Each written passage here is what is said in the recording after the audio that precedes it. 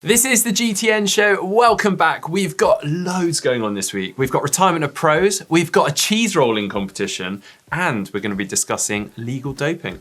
Yeah, well, this is our first show back since we reached that 100,000 subscriber mark, which is super exciting for us. But we want to say a massive thank you to you for subscribing and helping us get there. Yeah, it's been an awesome journey. We've been to some amazing places and we've met some amazing people along the way too. Yeah, we have. Well, also coming up on this show, we're going to be discussing some fast young talent that's emerging. We've also got lots of race results and we've got some exciting pain caves.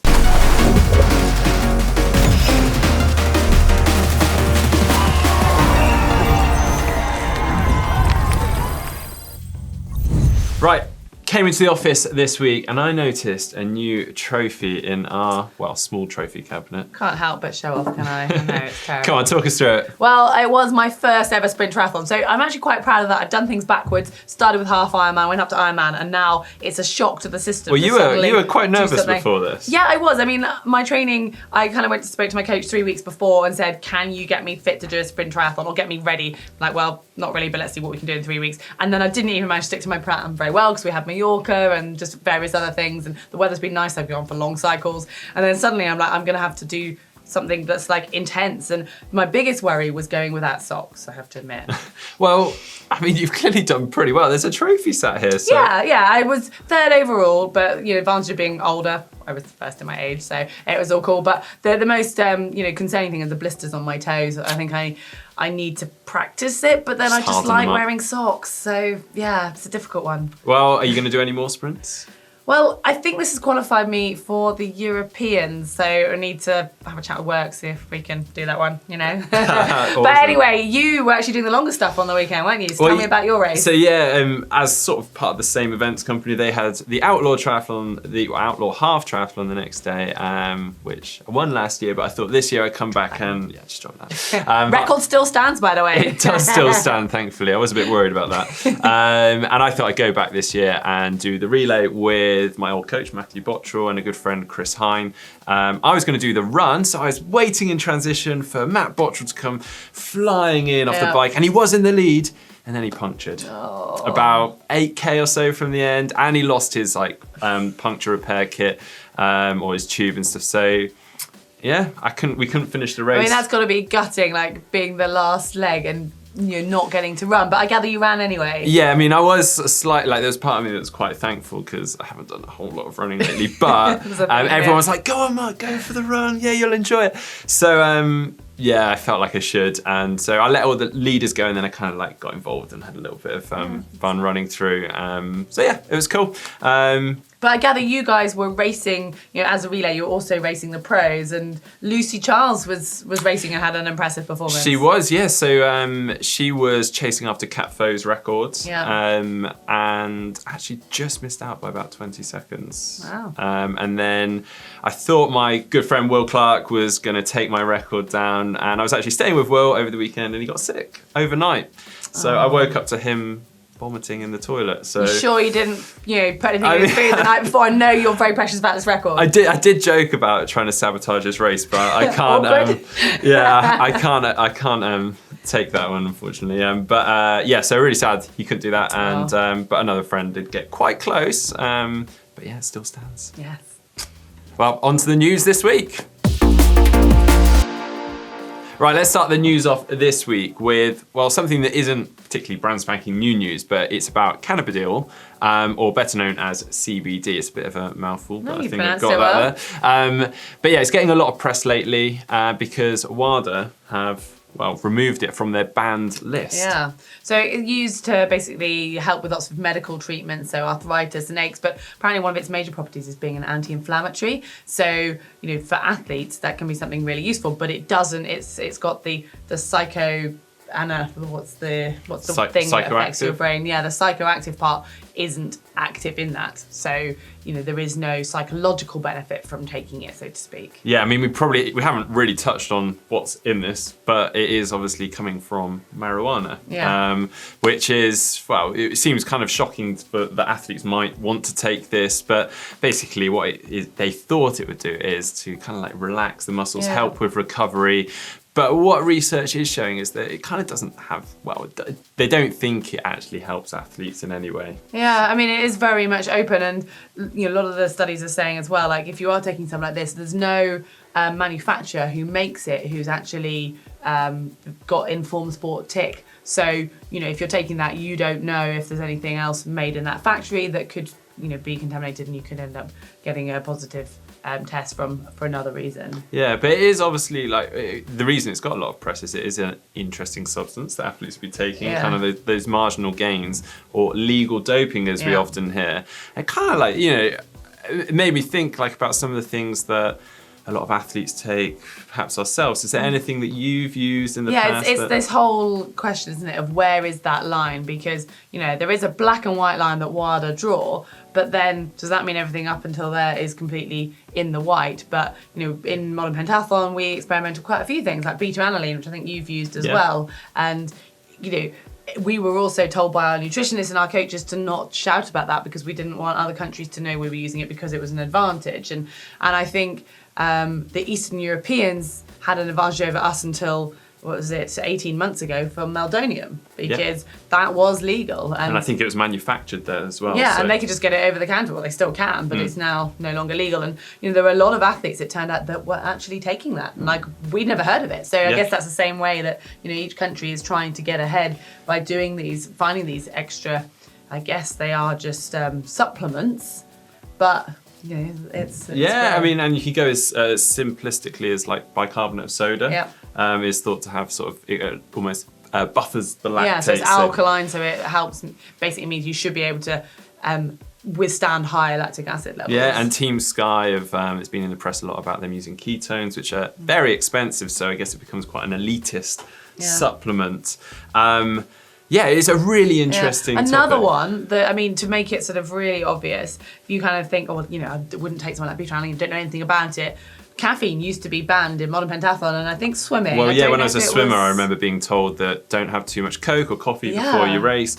And imagine how that would affect the cycling community and the triathlon community now if caffeine was limited. And when I was competing, I didn't really drink coffee anyway, so it was never a problem. And then when it was years ago that it got lifted, but that is that a drug? Caffeine? That was essentially, I guess, would fall in the bracket of legal doping. Yeah, we have obviously been in professional sport. We've always been used to checking the WADA informed sport list of substances that are banned or not banned. And it'd be interesting actually to hear from our viewers as to how many of our viewers are checking that WADA list. And there is actually a link for that in the description below if you do want to check that. But simply enter our poll, yes or no, to whether you are checking the WADA list if you have done in the past. And you can enter that by clicking up here. Yeah, well, I think it's time for the results from last week's poll. And last week, we asked you, we had a little bit of a discussion on whether you're a morning person or an evening person. And, I think we discovered from our little test that Mark apparently is a morning person. I am still not, but we wanted to know what you guys were, and we've got the results. In last place, it was evening people with 23%. And in second, it was in the middle with 29%. And then in first, and not too unsurprising really, and it's what all the research suggested, morning people came first with 46%. Well, moving on to other news, you might well have seen that there was an earthquake and a volcanic eruption in Hawaii. A few weeks ago, we mentioned it on the show, and obviously it's close to Ironman's heart, the fact that the World Championships are held in Kona every year, and as a result, they've actually decided to set up a humanitarian fund to help the residents who've been misplaced from their homes and people who've been affected. Yeah, they're looking to raise $100,000 to help the locals on the island that have been affected by this, and they've already pledged $50,000 from their Ironman Foundation. So already 50,000 down, and they're looking to raise another 50,000. So really, really good effort. Really nice thing to do. Yeah, no, it definitely is. Well, staying with Ironman, they have actually just announced a new event that's over on our side of the world. They're going to be having a full distance Ironman in Ireland next year. Yeah, it's going to be taking place in Cork, and it's going to be on the 23rd of June. And I've raced in Ireland before in their 70.3 event, and I've got to say, it is a fantastic place to race. One of my favourite events, actually. So I can imagine the Ironman's going to be awesome. Yeah. Right, next bit of news is the retirement from Leanda Cave. Now, Leanda Cave is ITU World Champion. She's 70.3 World Champion, Ironman World Champion, actually in the same year, in 2012. She's also got, well, numerous other results to name, but actually in the Island House race at the end of last year, she sort of decided enough is enough. She's not really performing like she was in her 20s and 30s. Yeah, I mean, she has just turned 40 and what an impressive career she's had. And I think she's just realised that, you know, that desire isn't there quite as much as it was. And now she's putting her energy into coaching and working with some of the brands that sponsor her. She was one of the first thing to ride the Ventum and has helped work with them. She's carrying on working with Cask as well and a few of the other sponsors that, you know, used to sponsor her and that she's very much staying involved in sport. So a lot of exciting things in the pipeline. So yeah, best of luck to you, Leanda Cave. Right, IMG, the event organisers of the Escape series, have just announced their pro field for the 2018 Escape from Alcatraz, which is going to take place on June the 3rd. And it includes the likes of Jared Shoemaker, Ben Canute, Ryan Fisher, Paula Finlay, and the Surf City Escape Triathlon winner, Jason West. Yeah, but also Andy Potts is going to be racing now. He's actually one of the official coaches for the age groupers for the Escape series. So it's great to see him on the start line. And obviously the defending champions, Ben Canute, as you mentioned, and Lauren Goss, are going to be hoping to win again. But they're going to be joined by 2,000 age groupers. So it's a pretty massive event and a very iconic. It's 38th year. Yeah, it's on my bucket list.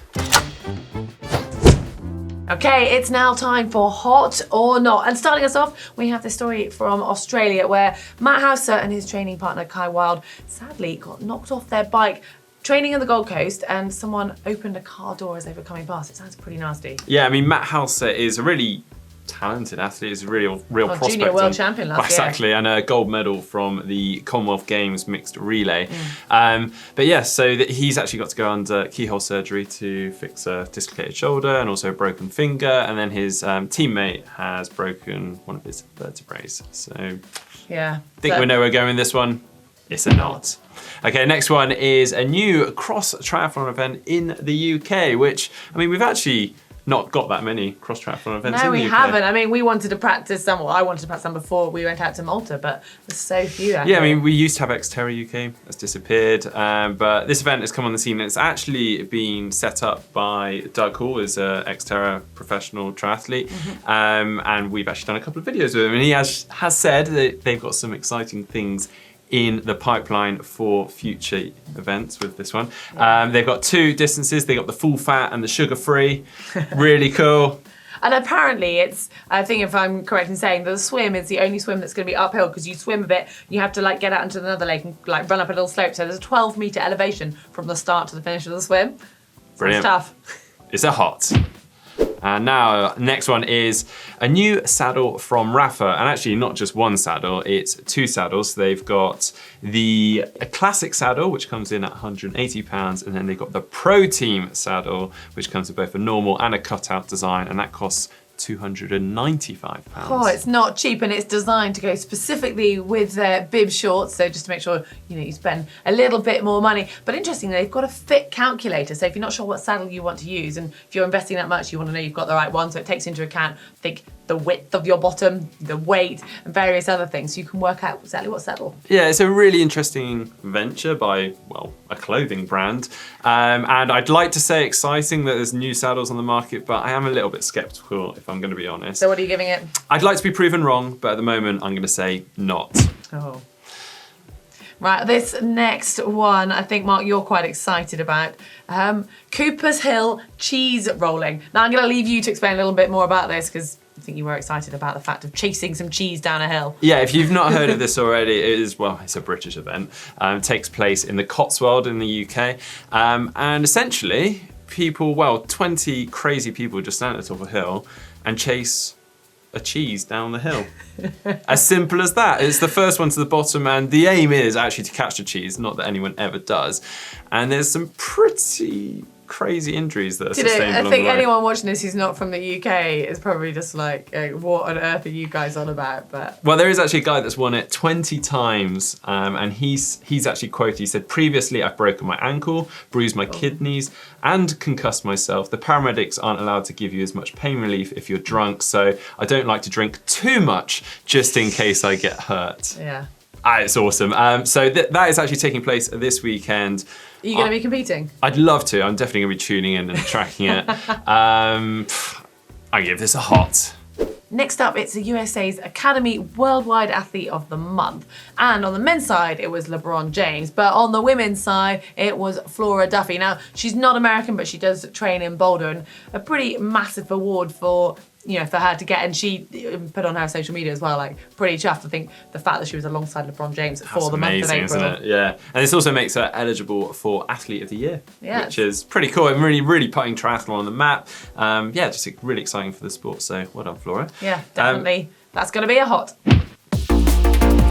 Right, now for the race news, and this weekend we had Xterra Oak Mountain in Alabama, and in the men's race it was Ian King that led the swim out with a big group of guys closely behind, and then 3 minutes back was race favourite Hosea Middle, but onto the bike he started picking them off and got onto the run actually with just 2 ahead of him. He had Rom Ackerson and Karsten Madsen, but Hosea Middle put in a really fast run split to take the win overall. Karsten Madsen took second and Brian Smith took third. Well, over on the women's side, it was a first-time Xterra athlete, Erin Story, who led out the swim by almost 2 minutes, but then in the chase back there was Julie Baker as well as Fabiola Carola, and it was onto the bike that the move started to happen, and we saw a strong return from Leslie Patterson. She caught them up on the bike and soon opened up a lead, which she extended onto the run, ended up taking the win by about 3.5 minutes, and then it was Fabiola Carola who was third and Julie Baker who was second. Well, another event on this weekend was the second round of the Otolo Swim Run Series, and this one took place on the island of Uto, just outside of Stockholm. Now, this race took place over 43 kilometers of swimming into running, with 17 different swim sections in water temperatures of around 10 degrees Celsius. Oh, tough stuff. Well, on the men's side, it was Team Garmin who took the win. The women's, it was Team Envol, and then the mixed team, it was Tule Crew. And I know we've been talking a little bit about Attila and Swim Run and your racing later in the year, and I think you've got your first race of the year. Well, actually, the next round of the Otolo Swim Run Series is in the Scilly Isles, which I'm racing. It's going to be my first event with my new partner that I'm going to be racing the World Champs with later in the year. So this is going to be a nice little warm-up test event. Cool. Well, I've actually taken a little bit of inspiration from you, and I'm doing an event that's not an Attilo brand, but it's a swim run, and you don't need a partner. I actually probably want to have a partner to help me, but down in Cornwall on Saturday, and I'm not really sure what I'm doing, but it's a total of I think 5k of swimming and about 15k of running, and it's split, so six swims, 6 runs, and I think I might need to pick your brains a little bit after the show to prepare for this, but it should be fun. There was also some ITU racing on the weekend. It was a World Cup in Astana, Kazakhstan. It looked beautifully sunny, but apparently it was very cold. Too cold, in fact, for the women's race to still be a triathlon. So got changed to a duathlon with a 5k run, 40k bike, followed by a 10k run. And that meant that it was quite tactical racing and ended up being a group on the bike of 18 athletes. So it came down to a final 10k run. It was Angelica Olmo, the Italian, who made an early lead, but then the French trio worked together really well. And it was Sandra Dodé who took the win for France ahead of her teammate Emily Morier, and then it was Angelica Olmo who was third. Well, in the men's race, with it being later in the day, actually the afternoon sun managed to warm things up enough that they could do some of the swims. They didn't do the full swim course, they just did 1 lap rather than 2 laps. So made things interesting. Onto the bike, there was a 9-man strong group off the front with, they got enough of a gap that basically the top 3 medals were going to be in that group, more or less. And it was actually Dmitry Polyansky that pulled ahead to take the win, and leaving it with Marcel Walkington to take second and Aurelien Raphael to take third. The next race is Ironman 70.3 Barcelona. Now, I was really looking forward to this one, not only because, I've raced before, I know how hard it is, because of the field that was lined up both on the men's and the women's side. The men's race in particular, it was Javier Gomez that everyone had their eyes on, and he didn't disappoint. He led out the swim, he led off the bike, and then he posted a 1:10 run split to take the win overall. But it wasn't easy for him because he had David McNamee chasing him, as well as Bar Aernouts. They managed to form a group on the bike. Bar Aernouts actually posted a blistering bike split to catch Dave McNamee. They came off the bike together. Dave McNamee ran a 1:12 half marathon split to take second. Bar Aernouts couldn't quite hang on to Dave McNamee, ran a 1:14 but took third. Nice. Well, on the women's side, it was all eyes on Emma Pallant, the defending champion, and she did not disappoint. She did have a 2-minute deficit after the swim, but soon got into the sort of the group for the bike, including Camilla Pedersen and then newbie Fenella Langridge from GB, who's having a great start to her pro season. And those guys worked together, and then onto the run, I think Emma very quickly took the lead and didn't look back. She ended up taking the win by over 6 minutes. And then in second place, it was Fenella Langridge. Third, it was Eva Vuti, and Camilla Pedersen ended up fourth. Well, next up, it was Ironman 70.3 in Chattanooga. So at the same place they had 70.3 Worlds last year. But I think from looking at the times and from what I read, it was actually a downstream or downhill swim because, yeah, they were pretty quick. But on the women's side, it was a really great battle between Meredith Kessler and Heather Jackson. For most of the race, Meredith Kessler did have a faster swim, but they were soon together on the bike. And from what I gather, it wasn't until the 10-mile mark on the run that Heather Jackson eventually managed to shrug off Meredith Kessler. So Jackson took the win, Meredith Kessler was second, and then Lindsay Corbin was third. Well, in the men's race, it was Andrew Starkfix, the Uber biker, that actually put himself in a great position out of the swim. Now, he's normally quite a bit down out of the swim. He was within 10 seconds of the leaders coming out of the swim. So rather than having to chase on the bike, he was pretty much straight into the lead. And it meant he came into T2 with a 7-minute lead over the next rider, which, I mean, considering a guy that hasn't got, well, typically the best run, that was plenty of time for him to run away to take the win. In second, it was Jackson Laundry, and in third, it was Adam Ostop. But next up, we have a Challenge Lisboa middle distance race, which actually we don't have a ton of detail on at this moment in time, but we do know the results. And it was another great performance from Pablo de Pina, who is Javier Gomez's training partner. He's having a great season, and he took the win in the men's race. Well, on the women's side, it was won by Corinne Abraham in a time of 4 hours and 42 seconds. Okay, now for the CAPtion competition, and I'm a little bit nervous about this one because last week's photo was quite funny. It was David McNamee on the podium Ironman 70.3 Marbella, having a few issues with popping the champagne. Yeah, I mean, there were so many good captions. You guys really didn't disappoint. And actually, it took me quite a while to search through and find a PC comment or caption. Well, I think you've come up with a fairly good one here. It is from Dave LeGrice, and he says, Andreas Dreit, I wonder if I'm next. Yeah, I mean, that's probably the best we had out of the PC ones. Well, Dave, you are the winner this week, so get in touch to claim your GTN cap.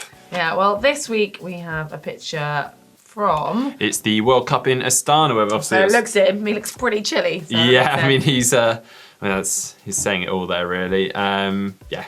Definitely looks cold. Leave your captions in the comments section below. And now it's time for GTN Tribe. This week, we're heading down to Singapore for Sugarcane Triathlon team. Now, these guys are Filipinos, and they basically met at a local swimming club whilst working in Singapore. Yeah, and then from the swimming, they added in a bit of cycling the following year and a bit of running. Kind of a familiar story. We've had this with a few clubs now. Exactly. And then they created the Tropang Sugarcane Triathlon Club. That is its former name, and then they obviously shortened it to the Sugarcane Triathlon Club. I like the fact that they were like, didn't want to take themselves too seriously and thinking of a name. Apparently they all like the drink. I think it's some sort of energy drink out there called sugarcane. Yeah, I think it's actually, well, like a natural drink. So they're taking it literally from sugarcane. So you take the syrup, you take like the sugar, or the syrup, from sugarcane. Wow.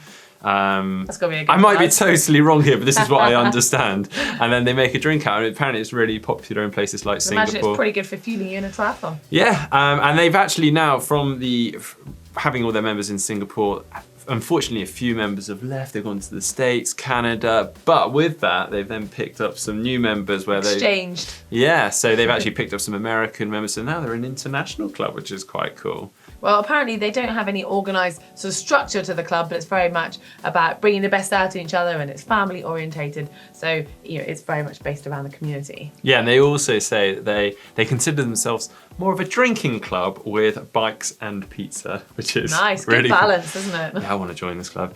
But yeah, they've also sent in some great photos of the whole club in all their kit in front of the Marina Bay Sands Hotel Complex, the famous building in Singapore. Yeah, and a beautifully choreographed photo, or photos. Yeah, well done there on the choreographed. But yeah, please do keep sending in your GTN Tribes. We love them. Use the hashtag GTN Tribe, send them in over Twitter or send them in over Facebook. Now for the GTN Pain Cave, and to kick things off this week, we've got one here from Jeremy Stevens. He says he's cleaned it all up today. It's not much, but it's home. Oh, well, it looks very comprehensive. I mean, a treadmill and having your bike on the turbo, that's... A nice Cannabidiol bike with, or it's a road bike with clip-on aero bars. It looks, I think that is our GTN logo there, but it's hard to tell. It's all... I think so. It looks like a good use of space because it's fairly compact. A fridge, a pump, and then spare wheels on the wall. So. Very cool. Next one from Tyler Cottam, and he says, got to stay indoors during the Phoenix summer heat. It's kind of the opposite from us, where we have to do indoors because of cold weather. We want to get out when He's it's got sunny. his Trek Speed concept on his turbo trainer. He's got all his medals very nicely lined up. Beautifully mounted. Look at the little support team, the little doggies. Cool. That's cute. And Heather, I'm sorry to say, he's done What? a panoramic What's photo going on? here. Where have I gone? And your face is I mean, I do quite, appreciate being slimmer, but I'm not sure about my face Face being is like gone. raised. Yeah. very cool. Nice treadmill there as well. And then finally from Mike Harrison, he's from New Zealand, and you can see that with his tri-suit hanging up there. He's got his Cannondale Super 6 road bike with his zip wheels on, matching decals. Yeah, looks pretty cool. Really cool.